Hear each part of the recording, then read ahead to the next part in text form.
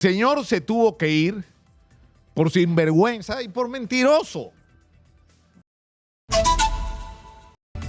El día de ayer ocurrió lo que era inevitable, lo que tenía que suceder. Y la verdad es lo que tenía que suceder hace tiempo, o lo que en realidad nunca debió ocurrir, que Alberto Otárola fuera presidente del Consejo de Ministros de un gobierno del Perú. Y el señor se tuvo que ir por sinvergüenza y por mentiroso, que además sale con un discurso diciendo yo no tengo nada que ver con la corrupción. ¿Y cómo cree que se llama el señor Otárola el usar su poder para contratar a personas, a señoritas de las que pretende recibir favores interpersonales? ¿Ah? ¿Cómo cree que se llama eso en el manejo de los recursos públicos? Corrupción, Otárola, así se llama. Así se llama. Y el día de ayer el señor, a la hora de irse, además en medio de un escándalo donde ya empezaron las rectificaciones, donde la señorita Yaciré Pinedo ya sale a decir, no, en realidad no fui recomendada por el general Chávez Cresta. Entonces, ¿por qué lo dijo? ¿Y quién le pidió que dijera eso? Esa es la parte de la historia que todavía no se termina de decir. ¿Quién ha estado detrás de Yaciré Pinedo haciendo estas aclaraciones?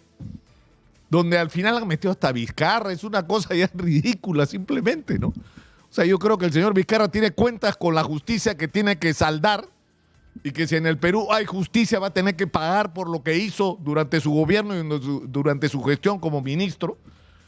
Pero sinceramente esta historia resulta patética y ridícula. Y lo que está tratando de construir Alberto Otárola es primero una imagen de un gobierno súper eficiente encabezado por él. Yo no sé en qué país vive. Yo no sé qué país ha descrito ayer Alberto Otárola donde solo vive él. Un país además donde él ha combatido contra 500 manifestaciones violentas y las ha derrotado. ¿En qué país has estado, Alberto Otárola? ¿En qué país has estado? Por Dios. O sea, miren cómo estamos.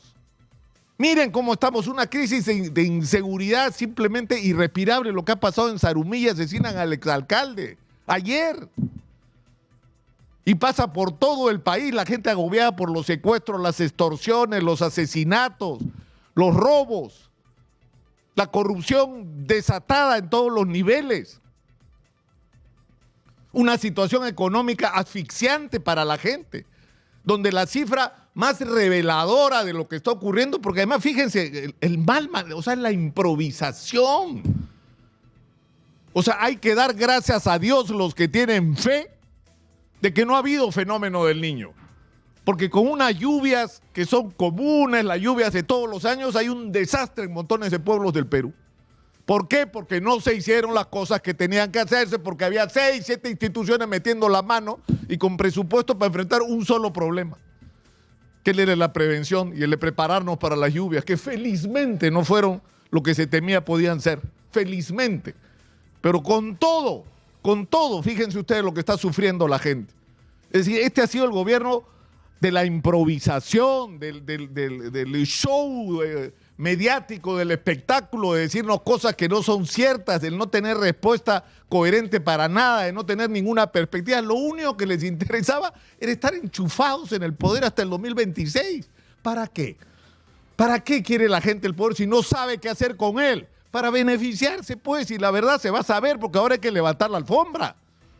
Todas esas contrataciones que se han hecho desde la presidencia del Consejo de Ministros, todas las contrataciones que se han hecho de adquisiciones y las licitaciones que se han convocado, todo tiene que ser sometido a auditoría para saber cómo se han manejado realmente los recursos públicos, porque tenemos o no tenemos derecho a pensar de que si este señor es capaz para favorecer a una pobre criatura con la que quiere tener una relación personal, usa recursos públicos, ¿de qué otras cosas no será capaz de hacer? ¿Hasta dónde será capaz de llegar?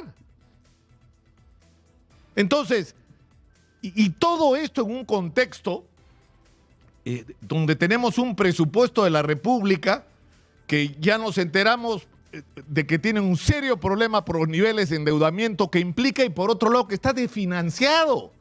O sea que hemos aprobado un presupuesto y no tenemos plata para cubrirlo. ¿Y qué va a significar eso?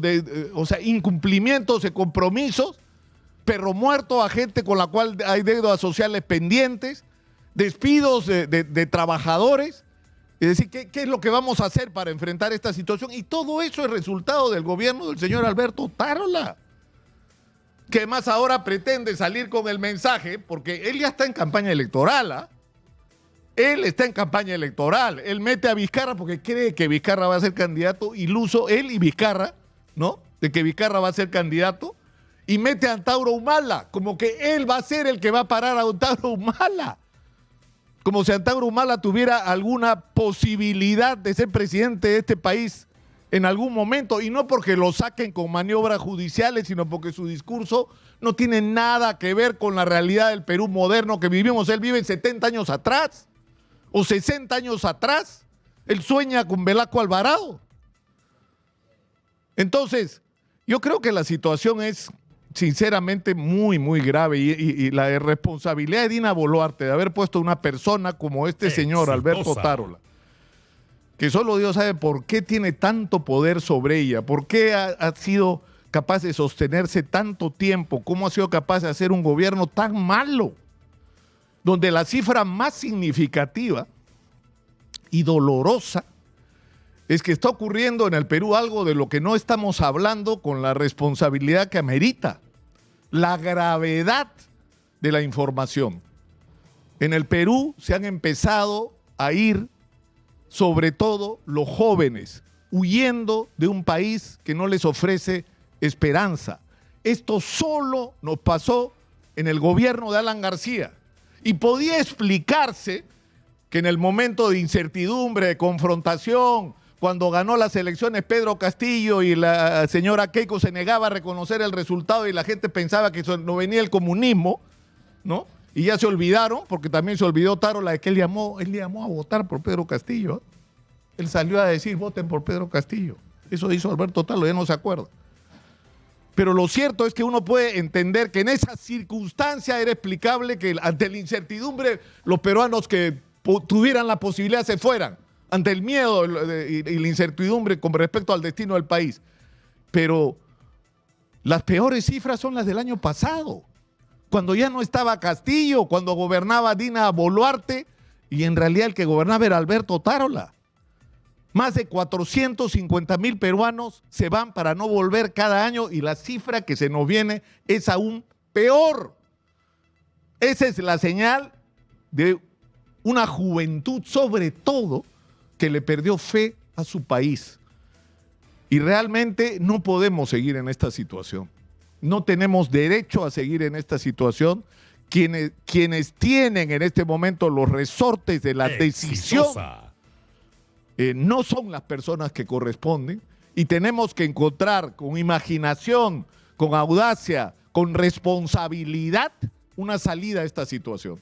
El Perú necesita un gobierno de encuentro, necesita que se hagan cargo de las instituciones más importantes de la República en términos de manejo presupuestal y estratégico, a las personas más capaces, más allá de sus opciones políticas o de por quién hayan votado en la última elección.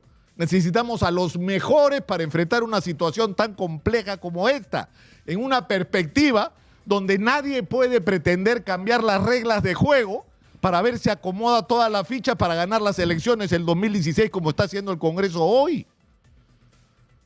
Porque si esto no se hace, y lo he repetido hasta el cansancio en los últimos meses, el destino del país es incierto. La posibilidad de una confrontación en otras circunstancias, y no es una exageración lo que estoy diciendo, si uno estudia la historia del Perú, en una circunstancia como esta lo que tocaba era un golpe de Estado. Ante la incapacidad de la clase política, ante la incapacidad de la élite civil de conducir de manera responsable los destinos del país. Y no porque los militares fueran capaces de hacerlo, sino porque simplemente el hartazgo de la sociedad había permitido que una situación de esa naturaleza se genere. Bueno, en algo así estamos. En algo así estamos. Y yo creo, y lo repito por enésima vez, que si la gente que no se quiere meter en política, no se mete en política, que quienes están construyendo el país no se compran el pleito y se constituye en el Perú un punto de encuentro que reúna a la gente decente, capaz, que está fajándose por construir un destino distinto para sus hijos, su familia, sus negocios y sus vidas, exitosa. Simplemente no tenemos esperanza. Hay que juntarse alrededor de los objetivos comunes de transformación del país y dejar de lado para siempre el juntarse alrededor de los apetitos de algún individuo desesperado por llegar al poder para favorecerse él y su entorno de los beneficios del manejo del presupuesto de la República. En fin, estoy seguro de que no es arar en el mar, como dicen. Espero sinceramente que no sea así. Soy Nicolás Lúcar, esto es Hablemos Claro, estamos en Exitosa, la voz que integra al Perú, 95.5 de la FM en Lima, estamos en el canal 34 de Movistar.